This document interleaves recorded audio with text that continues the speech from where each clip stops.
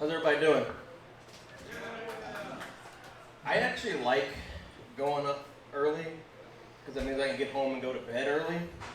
Because I've actually been using this week to kind of get my life back together, which really just means my boss told me to stop being late to work.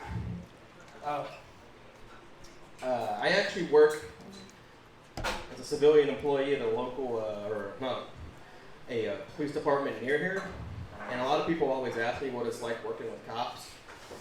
And the easiest way to describe that would actually just be it's an open carry frat house where everyone's, and an acceptable answer to a question anybody asks you is it a penis? Because they might be showing you a penis. Excuse me. Been married for about 12 years. My wife and I, we always have ridiculous ass conversations now. Like the other day, just out of nowhere, we're sitting in bed. She looks at me and she says, "Hey, do you think if you're near somebody when they fart, you can catch COVID from that?" And then she ripped ass under the blanket. And that's actually how I got pink eye and COVID last week. I have a friend, one of my favorite things about doing this is the creative process that gets me up here. And I have a friend that I bounce ideas off of and everything. And I went to her one day and I was like, "Hey, I got this joke, and the punchline basically is, pump the brakes Hitler. But I feel like Hitler is too controversial and hits too hard." She asked me, "Like, well, what's your other option?" I was like, "Pump the brakes Trump." She's like, no, stick with Hitler, it's less controversial." And I thought about that. I was like, how bad is your PR that killing 3 million Jews is less controversial than just being a crappy president? Like I said, I've been married for about 12 years. We started dating, got married before like smartphones and sexting and all that stuff was a thing. So I've never experienced that, and that's never something that we've done.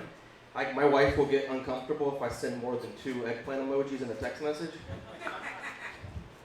So that's why I don't understand why people will just like send random dick pics to people for like no reason at all, because I've seen a dick, and if I don't know it's coming, I don't want to see it. And because there's no amount of perfect lighting or Facetune that's going to make an unexpected dick look good. And whatever that person does with that photo afterwards, that's on you. You have no recourse, because if the worst that happens to you is her friends start calling you old goblin dick, then that's the best thing that's going to happen to you.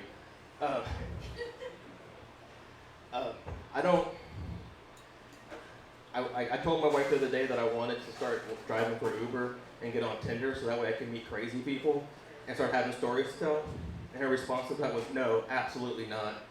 You're not driving for Tinder, or you're not driving for Uber at all." And then she stopped and she's like, "Wait a minute, what's Tinder again?"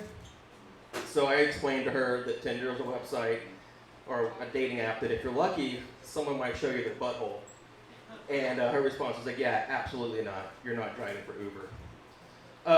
So my friend today, he texted me and he was like, "Are you surprised that Trump hasn't sent out a text message to the emergency text line everybody that just says fraud?"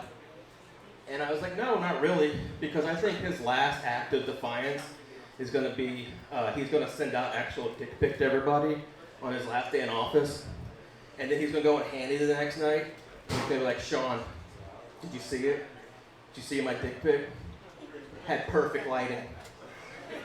And you might think there was Facetune on that, but I assure you, it was not. It was the perfect dick pic. It was the presidential dick pic. And Sean Hannity, I think, is going to say something along the lines of, "Well, how do you feel about people calling you old President Goblin Dick?" And he's like, "Sean, you're fake news." My name is Tristan. Thank you very much. Follow me on my OnlyFans.